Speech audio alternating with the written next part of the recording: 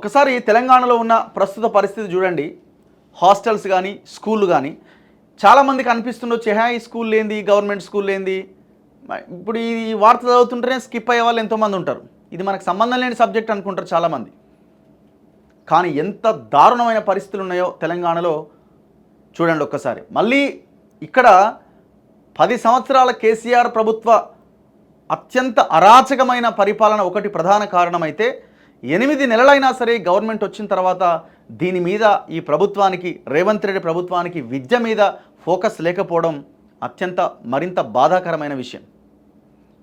బడ్జెట్లో కేటాయింపులు ఏమైనా ఉంటాయేమో, 2,91,100 కోట్ల బడ్జెట్లో ఏమైనా కేటాయింపులు ఉంటాయేమో అనుకుంటే వీళ్ళు పెట్టిన 7% బడ్జెట్కే మొన్న రేవంత్ రెడ్డి చెప్తున్నారు 7% పెట్టినాం మేమని. వాహ్, అంటే ప్రజల్ని ఏ రకంగా మోసం చేస్తున్నారు చూడండి. 2,91,100 కోట్ల బడ్జెట్లో 7% 21,000 కోట్లు పెట్టి అదే గొప్ప విషయంగా చెప్తున్నారు. దానికి కింద ఉన్నోళ్ళు సపోర్ట్ కొడుతున్నారు సిగ్గు లేకుండా. 7% అంటే దేనికి? ఉద్యోగుల జీతాలకే. అవి గతంలో కేసీఆర్ పెట్టిన దానికి మీరు పెట్టిన దానికి తేడా ఏముందండి? 1% అటు ఇటు అంతే. ఓ 2,000 కోట్లు 3,000 కోట్లు పెరిగింది. అంతకు మించి ఏమి ఇచ్చిర్రు? మళ్ళీ మీరు ఇప్పుడు డిఎస్సి కొత్త పోస్టులు వేస్తామంటున్నారు. మొన్న 11,000, మళ్ళీ ఒక 5,000 వేస్తామంటున్నారు. వీళ్ళ ఉద్యోగాల జీతాలకే పోతాయి కదా, ఫస్ట్ మంత్ వాళ్ళకి శాలరీ ఇవ్వాలి కదా. ఒక్కసారి చూడండి ఎంత దారుణమైన పరిస్థితులు ఉన్నాయో. సంతోషం పేపర్లు ఈ వార్తలు రాసినందుకు. ఎందుకంటే మేము లాస్ట్ 5 ఇయర్స్ నుంచి ముఖ్యంగా విపరీతంగా తిరిగినాం స్కూళ్ళ వెంట. వసతి గృహ హింస, అద్దె భవనాలు, అధ్వానంగా సౌకర్యాలు. యాదాద్రి జిల్లా కేంద్రంలో గురుకుల స్కూల్ పైకప్పు ఇట్లా ఉందట. మనం ఇక్కడికి పోయినాం మేము. ఎక్కడ ఇది అంటే ఈ భువనగిరి టౌన్లోనే ఉంటుంది. గతంలో ఎప్పుడో 20 ఏళ్ల కింద కట్టిన స్కూల్ ఇవి. 20 ఏళ్ల కింద కట్టిన స్కూళ్ళు ఏ రకంగా తయారైనవి చూడండి. ఎప్పుడు ఈ పెచ్చులుడి మీద పడతాయో తెలియదు. ఏమైంది మన కాకతీయ యూనివర్సిటీలో పోతన హాస్టల్లో ఫ్యాన్ ఊడిపోయి కింద పడ్డది. రెస్పాండ్ అవ్వలే ఈ గవర్నమెంట్. దాని తర్వాత మొత్తం పెచ్చులుడి కింద పడిపోయినాయి. ఒక అమ్మాయికి 20 కుట్లు పడ్డాయి ఫ్యాన్ కింద పడితే తలకాయకు. అప్పుడు మళ్ళీ ఆ పెచ్చులుడి కింద పడి ఇంత జరిగిన తర్వాత అప్పుడు మార్చిరు వాళ్ళని, వేరే హాస్టల్లోకి షిఫ్ట్ చేసి. చూడండి, కలుషిత ఆహారంతో పదే అస్వస్థతకు గురవుతున్న విద్యార్థులు, ప్రాంగణాల్లో పిచ్చి మొక్కలు, పాము కాట్లతో పిల్లల మృతి, దోమల బెడదతో జ్వరాలు, ఎలుకలు కొరికి అస్వస్థత, ఇరుకు గదుల్లోనే తరగతులు, అక్కడే పడకలు కూడా, కార్పెట్లు చెద్దర్లు కూడా లేవు, 3 జతల దుస్తులు కూడా ఇస్తలేరు. శాశ్వత భవనాలు నిర్మిస్తేనే సమస్యలకు పరిష్కారం. కలుషిత ఆహారంతో విద్యార్థుల అస్వస్థత, పాము కాటుకు విద్యార్థి మృతి, డెంగ్యూ జ్వరంతో విద్యార్థి దుర్మరణం ఇటీవలి కాలంలో పెరిగిన కథనాలు ఇవి. మరీ ముఖ్యంగా గురుకులాలు, వసతి గృహాల్లోని విద్యార్థులు ఎక్కువగా ప్రభావితమవుతున్నారు. ఈ నేపథ్యంలో ఆంధ్రజ్యోతి గురుకులాల విజిట్ చేపట్టింది. అక్కడి పరిస్థితుల్ని గమనించింది. ఆ వివరాలు ఇట్లా ఉన్నాయట. యాదాద్రి జిల్లా కేంద్రంలో గురుకుల స్కూల్ పైకప్పు. ఈ ఫోటోలో కనిపిస్తున్న విద్యార్థి పేరు రాజేష్. ఆదిలాబాద్ జిల్లా ఉట్నూరు ఆశ్రమ పాఠశాలలో 9వ తరగతి చదువుతున్నాడు. 4-5 రోజులుగా జ్వరంతో బాధపడుతున్నాడు. అయినా స్కూల్లోనే చికిత్స అందిస్తున్నారు. దోమల బెడదతో తీవ్రంగా ఇబ్బందులు కలుగుతున్నట్టుగా చెబుతున్నారు. సంగారెడ్డిలోని జ్యోతిబా పూలే గురుకుల స్కూల్లో కిటికీకి సంచుల తెర. సిద్దిపేట జిల్లాలోని చేరియాల గురుకులంలో తలుపులు లేని మరుగుదొడ్లు. ఎవరు పోవాలన్నా ఇళ్ళకి? మంత్రులు, ముఖ్యమంత్రి, వాళ్ళ ఫ్యామిలీసు. మరి వాడాలి మీరే. ఇట్లనే ఉన్నాయా మీ ఇళ్ళల్లో? మీ ఇళ్ళల్లో పక్కన పెట్టండి. మీ పిల్లలు చదివే స్కూళ్ళలో ఈ రకంగానే ఉన్నాయా? ఇట్లాంటి స్కూళ్ళకి మీరు పంపించగలుగుతారా? దారుణం. మొన్న ఈ జగిత్యాల మెట్పల్లి పెద్దపూర్ అనే విలేజ్లో ఉన్న గురుకులంలో 2 పిల్లలు చనిపోయారు పాము గరిచి. ఇంకా 4-5 హాస్పిటల్ పాలయ్యారు. ఒక్క మంత్రి అన్న దాని మీద మాట్లాడండి అండి. ఒక్క మంత్రి. ఎవరైనా విద్యాశాఖ మంత్రి అంటే అది ముఖ్యమంత్రి చేతుల్లోనే ఉంది. మరి ముఖ్యమంత్రి గారు విద్యాశాఖ మంత్రి అంటే ఏమైంది విద్యాశాఖకి? నేనే కదా చూస్తున్నది. ఏమన్నా తక్కువైందని ఆయన మాట్లాడతాడు. ఒక్క మంత్రి కనీసం ఇటువంటి దారుణాల మీద ఎవరైనా రెస్పాండ్ అవుతున్నారా? మళ్ళీ మీరు గతంలో ఏం చేశారు? కేసీఆర్ 10 ఏళ్ల పాలన. అరే 10 ఏళ్ల పాలన చేయడం వలన ఈ రకమైన సిచ్యువేషన్ వచ్చింది. దీన్ని మార్చుకుందామని మీకు అధికారం కట్టబెట్టిరు. ఏది మరి మార్పు? జనం అడుగుతున్న ప్రశ్న అది. కేసీఆర్ని ఎవరేమీ నెత్తి మీద కూర్చోబెట్టుకుంటలేరు. ఆయన కూడా బయటకు వస్తలేడు జనం తంతరని. అది పక్కన పెట్టిన ఆయన పని అయిపోయింది. మీరేం చేస్తున్నారో మీరు సమాధానం చెప్పండి. ఎంత ఘోరమైన సిచ్యువేషన్ ఇది. చూడండి ఈ ఫొటోస్.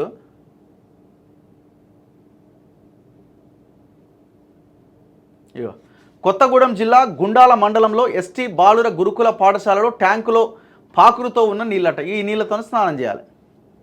ఒక్కొక్కరిని ముంచాలి ఇలా ఎవరెవరైతే కన్సర్న్ అధికారులు మంత్రులు వీళ్ళంతా ఉన్నారో ఈడొచ్చి స్నానం చేయాలి మీరు. పెద్దపల్లి జిల్లా సుల్తానాబాద్లో ఎస్సీ బాలుర గురుకులంలో తరగతి గదిలోనే విద్యార్థులకు వసతి. చాలా చూసినాం ఇట్లా మేము, ఇట్లాంటివి వీళ్ళు ఇప్పుడు వేస్తున్నారు కానీ ఎప్పుడో ఏనాడో చెప్పినాం మేము. ఇదే భువనగిరిలో ఉన్న గురుకులంలో కూడా సేమ్ సిచ్యువేషన్. ముందర స్కూల్ ఉంటుంది, వెనకాల వాళ్ళ పెట్టెలు సంతకాలు అవి ఉంటాయి. ఏదంటే అదే హాస్టల్. ఇటు చదవాలి పండాలి. చర్మ వ్యాధులతో ఇబ్బందులు పడుతున్నాం. గత 20 రోజుల నుంచి చర్మ వ్యాధులతో ఇబ్బందులు పడుతున్నాం. వైద్య సిబ్బంది మందులు ఇచ్చినా తగ్గట్లే. దాదాపు 12 మందికి చర్మ వ్యాధులు సోకినాయి. ప్రభుత్వ వైద్య సిబ్బంది నామకే వాస్తేగా వైద్య శిబిరం నిర్వహిస్తున్నారు. కొంతమందికి జ్వరాలు వచ్చి ఇంటికి వెళ్తున్నారు. కరెంటు పోతే దోమల మూతతో ఇబ్బందులు పడుతున్నాం. ఆదిలాబాద్ జిల్లా ఆశ్రమ హైస్కూల్ హాస్టల్ ఆవరణలో చీకటి. హాస్టల్ ఆవరణలో లైట్లు లేకపోవడంతో చీకటిగా ఉంటుంది. బయటకు రావడానికి భయం వేస్తోంది. కొన్ని వాష్రూమ్లకు తలుపులు లేవు. ఉన్నవాటితోనే సర్దుకుంటున్నాం. నాప్కిన్స్ లేవు, దుప్పట్లు లేవు, దోమలు ఎక్కువగా ఉన్నాయి, వైద్య పరీక్షలు లేవు. ఎప్పుడు కూలుతుందో అని భయం వేస్తోంది. బెల్లంపల్లి ఎస్సీ వసతి గృహంలోని హాస్టల్ భవనం స్లాబ్ పూర్తిగా పెచ్చులుడిపోయింది. వర్షాకాలంలో స్లాబ్ నుంచి నీళ్ళు వస్తున్నాయి. ఎప్పుడు కూలుతుందో అనే భయంతో అందరం ఒకే గదిలో నిద్రిస్తున్నాం. దోమలు కుడుతున్నాయి, ఎలుకలు కొరుకుతున్నాయి. పల్లవి 9వ తరగతి క్రీడా పాఠశాల ఆసిఫాబాద్. నిద్రిస్తున్న సమయంలో ఎలుకలు వచ్చి కాళ్ళను కొరుకుతున్నాయట. చూడు ఇక కథ. ఇగో గురుకుల రెసిడెన్షియల్ ఉప్పల్ బాలుర పాఠశాలలో నాణ్యత లేని భోజనం. నిన్న ఎవరు చెప్తున్నారు, మంత్రి ఉత్తమ్ కుమార్ రెడ్డి పొంగులేడి కూర్చొని వచ్చే సంవత్సరం నుంచి మేము సన్నబియ్యం ఇస్తాం అందరికీ అని స్టార్ట్ చేసిరు. ఈ పిల్లలకు అన్నం పెట్టండి ఫస్ట్. ఏం మారింది మీరు వచ్చిన తర్వాత? ఏమన్నా మారిందా? ఒకే ప్రాంగణంలో 8 గురుకులాలు ఉన్నాయట. ఖమ్మం జిల్లా మధిర మండలం కృష్ణాపురంలో 8, వైరా, రఘునాథపాలెం, కూసుమంచి, కంచపర్తి, వివి కిష్టాపురం, బోనకల్లు బీసీ గురుకుల కాలేజీలు, ముదిగొండ ఎస్సీ బాలుర పాఠశాల కాలేజ్ గురుకులాలను ఒకే ప్రాంగణంలో నిర్వహిస్తున్నారట. రఘునాథపాలెం మండల పరిధిలోని ఒక ఇంజనీరింగ్ కాలేజీ భవనంలో ఈ 6 గురుకులాలను నిర్వహిస్తున్నారట. ఆయా గురుకులాల్లో సమస్యలు పట్టి పీడిస్తున్నాయట. ఇప్పుడట ఇవన్నీ సమస్యలు ఇట్లా ఉండంగా, పిల్లలు ఇట్లా ఆగమైపోతుండగా వీళ్ళకి 4వ నగరం కావాల్సి వచ్చిందయ్యా. 4వ నగరం కోసం ముఖ్యమంత్రి గారు బయలుదేరారు అమెరికాకి పైసలు తెస్తేందుకు. ఈ ఫోటోలోని విద్యార్థి పేరు ప్రశాంత్. ఆదిలాబాద్ జిల్లా కేంద్రంలోని కోలాం ఆశ్రమ పాఠశాలలో 6వ తరగతి చదువుతున్నాడు. 2 రోజులుగా తీవ్రమైన కడుపు నొప్పితో బాధపడుతున్నాడు. సిక్ రూమ్లోనే ఏఎన్ఎం ద్వారా చికిత్సను అందిస్తున్నారు. అయినా నొప్పి తగ్గట్లే. అధికారులు మెరుగైన వైద్యం కోసం ఆసుపత్రికి తీసుకెళ్లట్లేదని వాపోతున్నాడు. ఇక్కడే జూలై 30వ తేదీన ఒకే రోజు 16 మంది అస్వస్థతకు గురి కావడంతో రిమ్స్కు తరలించి చికిత్స అందిస్తున్నారట. ఏం దారుణం అండి ఇది? ఈ తెలంగాణ ఇది? వీళ్ళు ఈనాడు వాళ్ళు కూడా రాసినట్టున్నారు ఇవాళ. ఇగో రేకుల షెడ్లలోనే ఫార్మసీ కాలేజ్ అట. ఎక్కడిది? గదిలో వాన నీరు ఉరిసిన ప్రదేశాన్ని చూపిస్తున్న విద్యార్థిని. ఎక్కడ? కరీంనగర్ అట. కరీంనగర్ కలెక్టరేట్.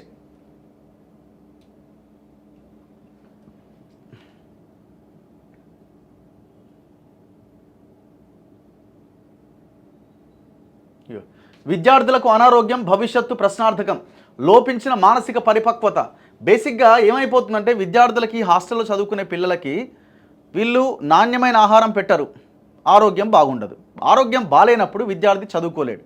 దాంతోపాటు ఆ పౌష్టికాహారం లేకపోవడం వల్ల ఆ అమ్మాయి హెల్త్ కూడా సరిగ్గా ఉండదు. చదువుకోవడం ఎట్లా సాధ్యమవుతుంది? అండ్ వాళ్ళు ఎదిగే వయసులో మంచి ఫుడ్ పెట్టాల్సిన మనము వాళ్ళని మొత్తం విషాహారం పెట్టడం వల్ల వాళ్ళ బాడీ అంతా ఖరాబ్ అయిపోయి వాళ్ళ ఎదుగుదల కూడా లోపిస్తున్నది. రకరకాల అనారోగ్య సమస్యలు వస్తున్నాయి. మరి దీన్ని ఎవరు చూడాలా? గవర్నమెంట్ ఏం చేస్తున్నది? వాళ్ళ ప్రయారిటీస్ ఏంటి? వాళ్ళ ప్రయారిటీస్ విద్య కాదు, వాళ్ళ ప్రయారిటీ వైద్యం కాదు, వాళ్ళ ప్రయారిటీ ప్రజలు కాదు, వాళ్ళ ప్రయారిటీ రియల్ ఎస్టేటు, భూముల రేట్లు పెంచాలా, 4వ నగరం నిర్మాణం పేరుతోనని వాళ్ళ వ్యవహారం నడుస్తున్నది.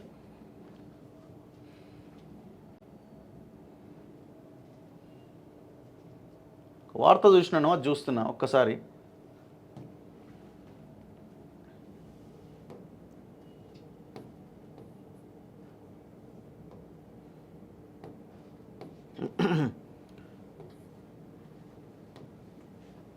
ఇక్కడ వచ్చా కదా,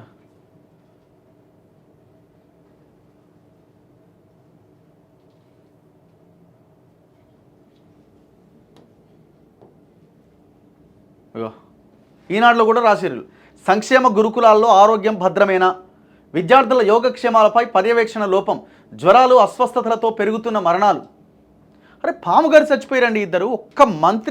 ఒక్క మంత్రి కూడా కనీసం రెస్పాండ్ అవ్వలే.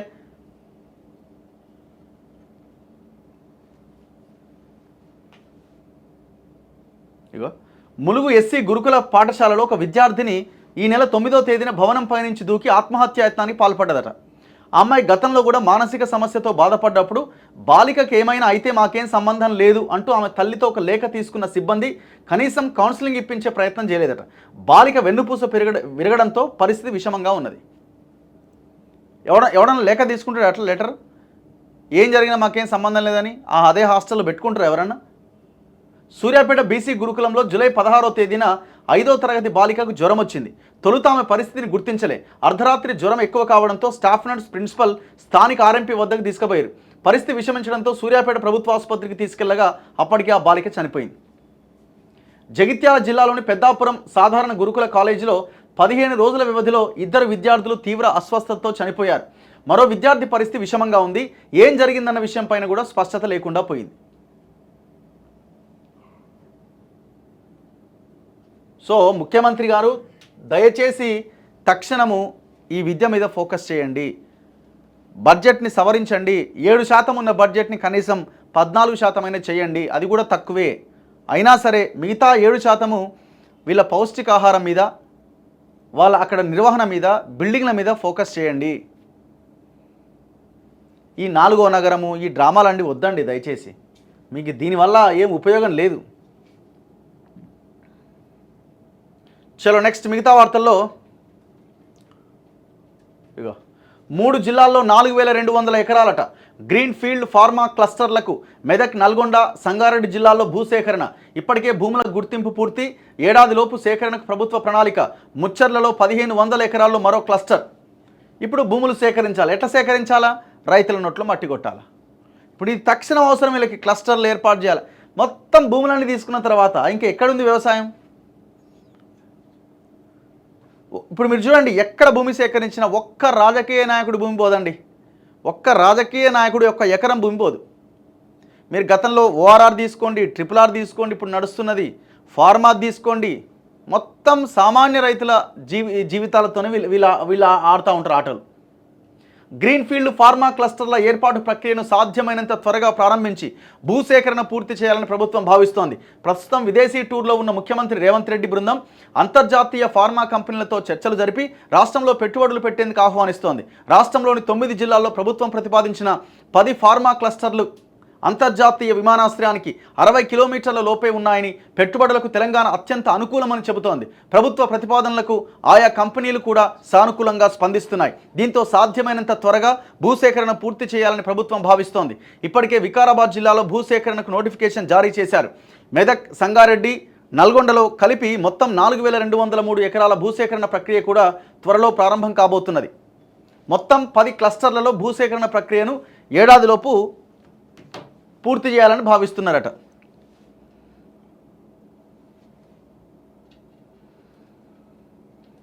మెసేజ్లు పెడుతున్నారు ఏమని అంటే, పాపం వీళ్ళెవరో GRP అట, గౌట్ రైల్వే పోలీస్, వీళ్ళంతా కూడా Secunderabad railway district working under Telangana state government. వీళ్ళకి దాదాపు 18 నెలలుగా టీఏ పెండింగ్లో ఉందట, 18 మంత్స్ నుంచి.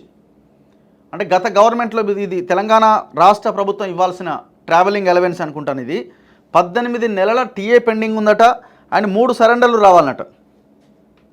3 surrender pays pending since 18 months.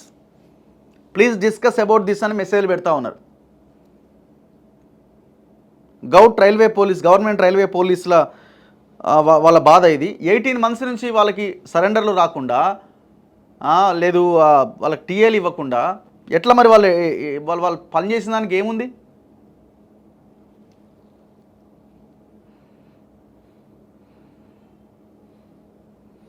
So తక్షణం గవర్నమెంట్ దీని మీద ఫోకస్ చేయాల్సిన అవసరం ఉంది.